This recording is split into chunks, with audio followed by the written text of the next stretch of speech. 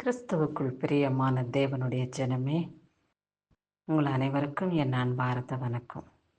எப்படி இருக்கிறீங்க? ஏசப்பா தயவில் நலமாய் இருக்கிறேன் என்று சொல்லும்படியான ஒரு பாக்கியத்தை கர்த்தர் உங்களுக்கு கொடுத்து உங்களை ஆசீர்வதிப்பாராக. இந்நாளிலே அவருடைய வேதத்தை தியானிக்கவும் அவருடைய பாதப்படியில் அமரவும் நம்மளை ஒவ்வொருவரையும் கர்த்தர் தெரிந்து கொண்டிருக்கிறார். பேர் சொல்லி அழைக்கிறார்.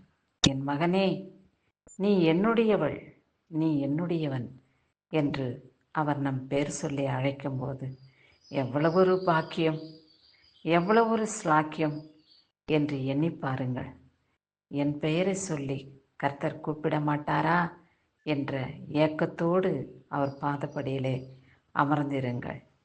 விசுவாசத்தின் நம்பிக்கையினாலே பல ஆசீர்வாதங்களை பெற்றுக்கொள்ள நமக்கு கர்த்தர் கிருபை செய்வாராக.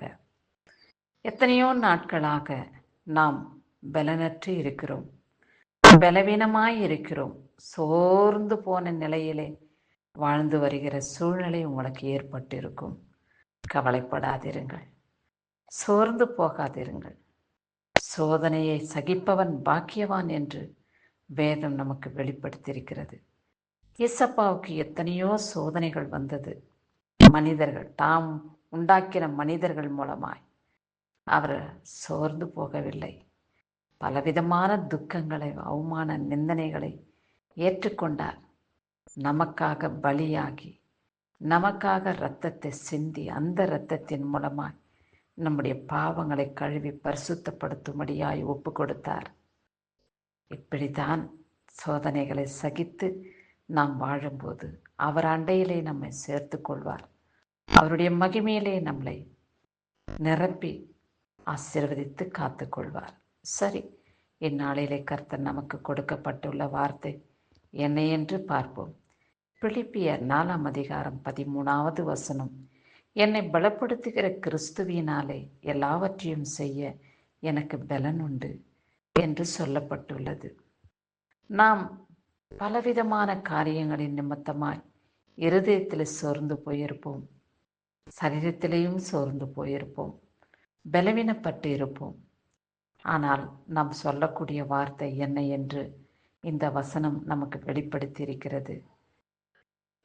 என்னை பலப்படுத்துகிற கிறிஸ்துவினாலே எல்லாவற்றையும் செய்ய எனக்கு பலன் உண்டு. சாத்தானே, அப்புறப்போ, என் இருதயத்தை வேதனைப்படுத்தாதே, என் சரீரத்தை பலவீனப்படுத்தாதே. என்னை பலப்படுத்த கிறிஸ்து என்னோடு கூட இருக்கிறார். என் சரீரத்தை பலப்படுத்த அவரால் ஆகும், அவராலே முடியும் என்று சாத்தானுக்கு சவால் விடுங்கள்.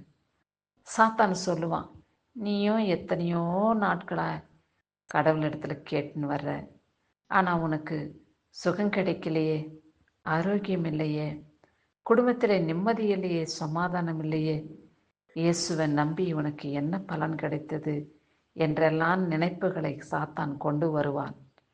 ஆனால் அந்த சாத்தானுடைய எண்ணங்களுக்கு உங்களை ஒப்பு கொடுக்காதீங்க, சோர்ந்து போகாதீங்க. ஆமாம், எத்தனையோ நாட்களாய் நான் காத்து கொண்டு இருக்கிறேன், கர்த்தர் எனக்கு செவி கொடுக்கவில்லை என்று நாம் நினைக்கும் போதே சாத்தானுக்கு நாம் அடிமையாகி விடுகிறோம். அது மாத்திரமல்ல, பலவிதமான சோதனை சிக்கல்களிலே நம்மளை மாட்டி விடுவான். அப்படி எண்ணம் வரும்பொழுது ஜாக்கிரதையாய் நீங்கள் யோசித்து, சாத்தானே, என்னை விட்டு அப்புறமா ஓடிப்போ, உன்னுடைய நினைவுகள் என்னை தொடாதபடி கிறிஸ்துவானவர் என்னை பலப்படுத்தி என் சரீரத்தை ஆரோக்கியமாக்கி என் இருதயத்துக்கு ஏற்ற சந்தோஷத்தையும் சமாதானத்தையும் என் தேவன் கொடுக்க வல்லவராய் இருக்கிறார் என்று உங்களை நீங்களே பலப்படுத்தி கொள்ளுங்கள். கிறிஸ்துவின் நாமத்தினாலே கிறிஸ்து உங்களோடு கூட இருக்கிறார். உங்களை பலப்படுத்துகிற கிறிஸ்துவினாலே நீங்கள் எல்லாவற்றையும் செய்ய பலன் உண்டு என்று விசுவாசியுங்கள். விசுவாசிக்கிறவனே தேவனுடைய மகிமையை பெற்றுக்கொள்வான்.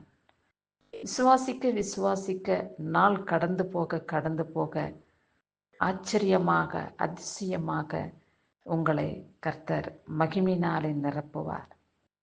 நீங்கள் கேட்டுக்கொள்வதற்கும் ஜெபிப்பதற்கும் அதிகமாகவே உங்களுக்கு செய்து உங்கள் இருதயத்தை சந்தோஷப்படுத்துவார்.